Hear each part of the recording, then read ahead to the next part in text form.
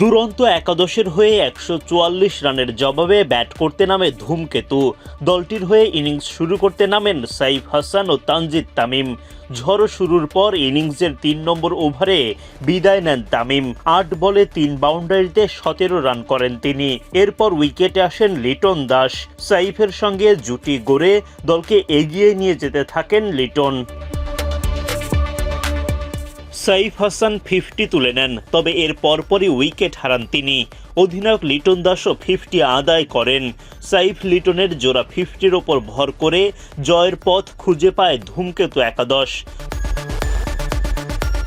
অদম্য বাংলাদেশ টি-20 কাপের প্রথম ম্যাচে মুখোমুখি হয় লিটন দাসের ধূমকেতু একাদশ ও আকবর আলীর দুরন্ত একাদশ। টস জিতে আগে বোলিংয়ের সিদ্ধান্ত নেন ধূমকেতুর অধিনায়ক লিটন।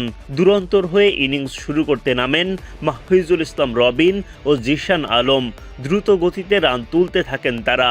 জিশানকে ফিরিয়ে প্রথম উইকেট তোলেন ধূমকেতুর তানজিম সাকিব।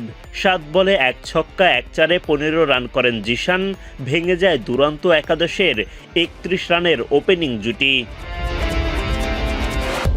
পাওয়ার প্লের 6 ওভারে 1 উইকেট হারিয়ে ৪৫ রান করে দুরন্ত একাদশ। আজিজুল হাকিম তামিম খানিকটা লড়াই করেও সুবিধা করতে পারেননি। ২১ বলে ৩ বাউন্ডারিতে ১৬ রান করে আউট হন তামিম। রান আউটে কপাল পড়ে রবিনের। ৩৬ বলে ৬ বাউন্ডারিতে ৩৯ রান করেন তিনি। ইনিংসের ১১তম ওভারে ৭৫ রানে তৃতীয় উইকেট হারায় দুরন্ত একাদশ।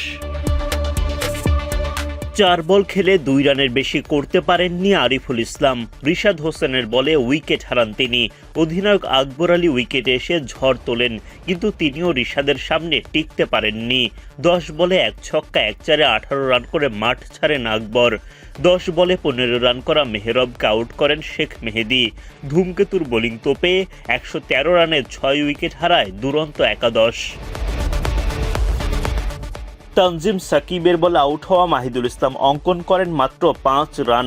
এভাবে একের পর এক উইকেট হারিয়ে বিপাকে পড়ে দুরন্ত একাদশ। শেষ দিকে আব্দুল গাফফার সাকলাইনের ক্যামিওর ওপর ভর করে লড়াকু পুঁজি দাঁড় করান তারা।